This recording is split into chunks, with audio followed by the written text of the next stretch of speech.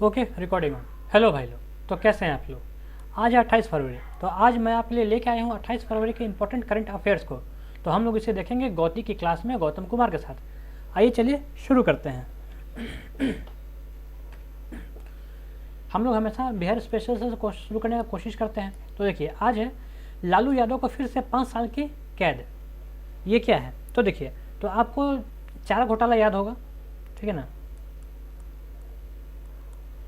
चारा घोटाला, तो इसी चारा घोटाले का मामले में इनको फिर से सज़ा मिला। थोड़ा इसके बारे में जान लेते हैं। तो अभी चारा घोटाले से जुड़े 5वें और अंतिम मामले में, चारा घोटाला का ये 5वां और अंतिम मामला है ना, तो इस 5वें और अंतिम मामले में इनको 5 साल की कैद हुई है, 5 साल की सज़ा हुई है। तो जान लेते हैं। तो रांची में विशेष सीबीआई अदालत ने चारा घोटाला से जुड़े 5वें और अंतिम मामले में आरजेडी दल के प्रमुख, कौन भाई, आरजेडी राष्ट्रीय जनता दल के प्रमुख लालू प्रसाद यादव को 5 साल की सजा सुनाई गई है। तो लालू यादव पर 60 लाख रुपए का जुर्माना भी लगाया गया है। 60 लाख रुपए का जुर्माना भी लगाया गया है। इससे पहले लालू यादव और सीबीआई के वकील ने अपनी दलील पेश की थी। सभी दोषियों को वर्चुअल माध्यम से अलग अलग सजा सुनाई गई, ठीक है ना, मतलब सुनाई जाएगी। लालू यादव को 15 फरवरी को चारा घोटाला से जुड़े एक मामले में दोषी ठहराया गया था और यह मामला झारखंड के डोरंडा कोषागार से अवैध और धोखाधड़ी से 139 करोड़ रुपए से अधिक की राशि निकालने से जुड़ा हुआ है। उस समय लालू यादव अविभाजित बिहार के मुख्यमंत्री हुआ करते थे। आगे बढ़ते हैं। नेशनल न्यूज है, मेरी पॉलिसी मेरे हाथ। मेरी पॉलिसी मेरे हाथ, ये एक तरह का अभियान है। तो इसके बारे में जान लेते हैं। तो आगामी खरीफ सीजन में प्रधानमंत्री फसल बीमा योजना के अमल के 6 साल पूरे करने के साथ ही सरकार ने एक नई डोर स्टेप फसल बीमा वितरण नीति की घोषणा की है, जिसे मेरी पॉलिसी मेरे हाथ अभियान नाम दिया गया है। प्रधानमंत्री फसल योजना का नाम तो आप सुना ही होगा। अभी उसके कुल मिला के 6 साल कंप्लीट हो गए हैं। तो उसके 6 साल पूरे होने के उपलक्ष्य में सरकार ने एक डोर स्टेप पॉलिसी लागू की है, जिससे बोला गया है मेरी पॉलिसी मेरे हाथ, ठीक है ना। और इसका नाम है, तो इस अभियान की शुरुआत आगामी खरीफ सत्र से की जाएगी। मतलब जब से अगला खरीफ फसल खरीदना शुरू होगा तब से इसका शुरुआत होगा। तो इसमें सभी किसानों को घर घर जा करके उनके भूमि रिकॉर्ड, पॉलिसी और प्रधानमंत्री फसल बीमा योजना के दावे और शिकायत से समाधान प्रक्रिया के बारे में अच्छी तरीके से बताया जाएगा, ठीक है। तो प्रधानमंत्री फसल बीमा योजना के बारे में थोड़ा हम लोग बात कर लेते हैं। तो प्रधानमंत्री फसल बीमा योजना का शुरुआत 2016 में किया गया था। 2016 में प्रधानमंत्री फसल बीमा का शुरुआत किया गया था। क्यों किया गया था भाई, तो और किसको दिया गया था। तो यह योजना उन किसानों को आर्थिक मदद पहुंचाने के लिए की गई थी जिनकी फसल प्राकृतिक आपदाओं की वजह से तबाह हो गई थी। आगे बढ़ते हैं। अब आगे क्या है, ये भी तो वही है। प्रधानमंत्री फसल बीमा 2016 में इसका शुरुआत किया गया था। क्यों शुरू किया गया था कि भाई जिन लोगों का फसल तबाही में प्राकृतिक आपदा के कारण खराब हो गई थी, इसलिए। आगे बढ़ते हैं। अगला है इंटरनेशनल, यहाँ रिवॉर्ड प्रोजेक्ट, ये क्या, तो इसके बारे में जान लेते हैं। तो अभी रिवॉर्ड प्रोजेक्ट के लिए विश्व बैंक से ऋण समझौता भी किया गया है। भाई यहाँ पे विश्व बैंक शामिल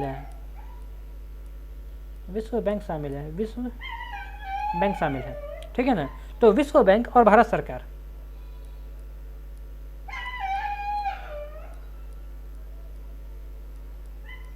तो अभी विश्व बैंक और भारत सरकार ने रिवॉर्ड प्रोजेक्ट के लिए 115 मिलियन अमेरिकी डॉलर के ऋण समझौते पर हस्ताक्षर किया है। इसमें 115 मिलियन का ऋण भारत सरकार को मिलेगा, ठीक ना। तो इस समझौते का उद्देश्य है किसानों की मदद के लिए राष्ट्रीय और राज्य सरकारों को बेहतर वाटर रोड प्रबंधन प्रथाओं को अपनाने में मदद करना है, ठीक है। थोड़ा सा और इसके बारे में जान लेते हैं, रिवॉर्ड के बारे में, जो कि हम लोग के लिए अच्छा होगा, ठीक है ना। ये जो रिवॉर्ड एक ऐसी परियोजना है जिसे 3-4 भारतीय राज्यों में लागू किया जा रहा है। मतलब जब भारत सरकार का जब इसमें इन्वॉल्वमेंट हो तो एक साथ 3 से लेकर 4 राज्यों के ऊपर इसको लागू किया जाएगा।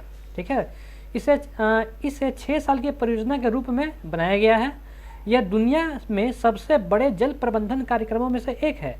यह परियोजना विश्व बैंक के सहयोग से भूमि संसाधन विभाग, ग्रामीण विकास मंत्रालय की एक संयुक्त पहल है।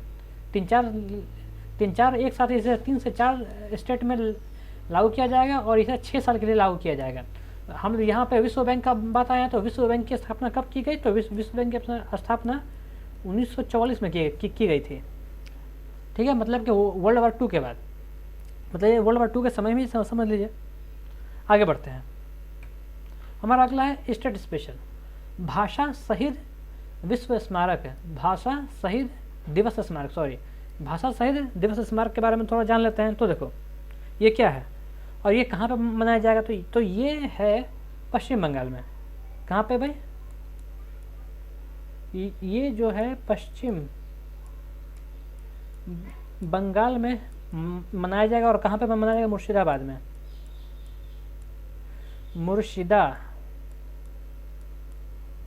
ये मुर्शिदाबाद में मनाया जाएगा। तो ठीक है, पश्चिम बंगाल सरकार ने मुर्शिदाबाद में बबला गांव में भाषा शहीद बरकत स्मारक दिवस बनाने की घोषणा की है।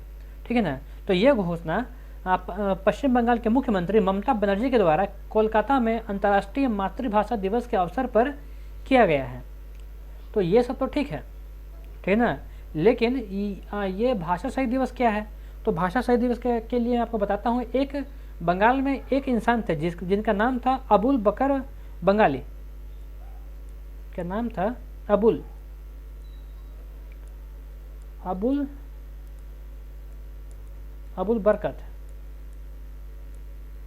बरकत बंगाली। ठीक ना।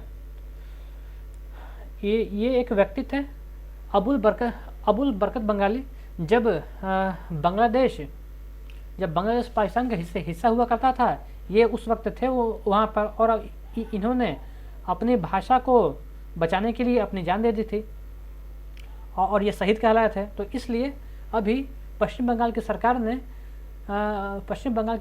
ने मातृभाषा दिवस के दिन ही भाषा शहीद दिवस स्मारक की घोषणा की है।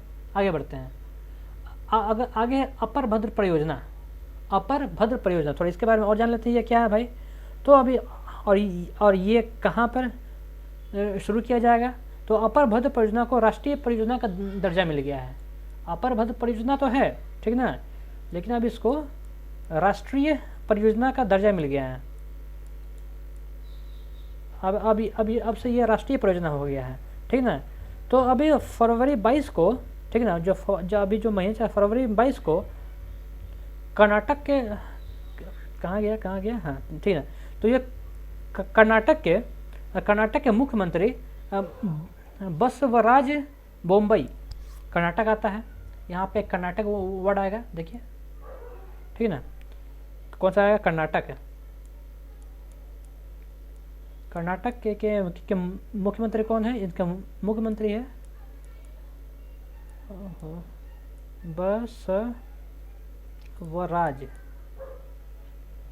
बसवराज बोम्बई। बसवराज बोम्बई कर्नाटक के ये सीएम है, ने घोषणा की है कि केंद्र सरकार की उच्च अधिकार प्राप्त समिति ने ऊपरी भद्र परियोजना, इसको अपर भद्र परियोजना बोल लीजिए या फिर ऊपरी भद्र परियोजना को राष्ट्रीय परियोजना का दर्जा दे दिया है। ठीक है ना। तो राष्ट्रीय दर्जा प्राप्त करने वाली कर्नाटक की यह पहली परियोजना है। इसे राज्य को केंद्र से 12,500 करोड़ रुपए की मदद मिलने वाली है। 12,500 करोड़ की मदद मिलने वाली है। ठीक है ना। तो अपर भद्र के बारे में थोड़ा जान लेते हैं। तो ये क्यों है और कहाँ पे है? तो यह परियोजना चित्रदुर्ग, चिकमंगलूर और दावणगेरे और तुमकुरू के सूखाग्रस्त जिलों को सिंचाई की मुहैया करवाने के लिए इस परियोजना की शुरुआत की गई है। आगे बढ़ते हैं और आगे बढ़ते हैं भाई। न्यू अपॉइंटमेंट यहाँ पे कुछ नहीं है, यहाँ पे कुछ नहीं, यहाँ नहीं। तो सिक्योरिटी में है ना। तो अभी राष्ट्रपति के द्वारा अब भारतीय नौसेना के बेड़े की समीक्षा की गई है। तो ये क्या है भाई, तो इसके बारे में जान लेते हैं। तो जो हम लोग के जो कौन है प्रेसिडेंट है, उनका नाम क्या है, उनका नाम है राम नाथ कोविंद। उनका क्या नाम है, उनका नाम है रामनाथ कोविंद, ठीक है ना। तो अभी राष्ट्रपति ने रामनाथ कोविंद ने भारत के सशस्त्र बलों के सर्वोच्च कमांडर, जो राष्ट्रपति होता है हम लोग के देश का जो तीनों सेना होता है ना, उसका सर्वोच्च कमांडर होता है। तो इसलिए यहाँ पे कहा जा रहा है कि जो सर्वोच्च कमांडर है ना, इसलिए तो इन्होंने भारतीय नौसेना के बेड़े की समीक्षा की है। क्या किया है भाई, तो राष्ट्र की सेवा में समर्पित 75 वर्ष विषय पर भारतीय नौसेना ने बेड़ा समीक्षा के 12वें संस्करण के दौरान स्वदेशी रूप से निर्मित अपने नवीनतम आधुनिकीकरण लड़ाकू प्लेटफॉर्म का प्रदर्शन किया है। इसे आज़ादी का अमृत महोत्सव के तहत मनाया जा रहा है और भारत की आज़ादी के 75वीं वर्षगांठ के रूप में भी इसे आयोजित किया गया था। ठीक है, आगे चलते हैं। अब आगे है जोधपुर में पूर्वी पुल 4 का अभ्यास। ये क्या है भाई, ये तो देखने से कोई सैनिक अभ्यास लग रहा है, तो इसके बारे में जान लेते हैं। तो ये भारतीय वायुसेना और ओमान की रॉयल एयरफोर्स ने, कौन भाई इसमें कौन कौन है भाई, इसमें भारत है और कौन है भाई, और ओमान है। ठीक है, इसमें भारत की वायुसेना है और ओमान की रॉयल एयरफोर्स है, जो कि 21 फरवरी से 25 फरवरी तक इन्होंने जोधपुर स्थित वायु स्टेशन में ईस्टर्न ब्रिज 4 नामक द्विपक्षीय युद्धाभ्यास किया है। ठीक है ना, तो यह अभ्यास का 6ठा संस्करण था और यह दोनों वायुसेनाओं के बीच परिचालित क्षमता और आपसी समझ को बढ़ाने के लिए था। आगे चलते हैं, हमारा अगला है।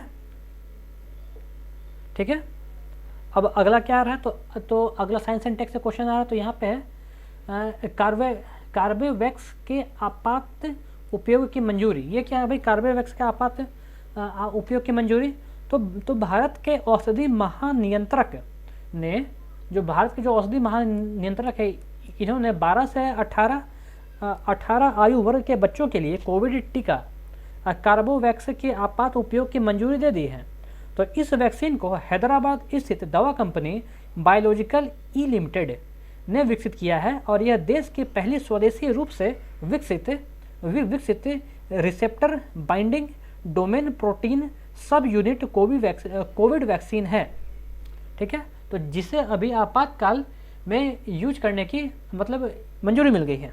ठीक है, आगे चलते हैं। कोई अवार्ड नहीं, कोई अभी इम्पोर्टेंट डे देखते हैं हम लोग।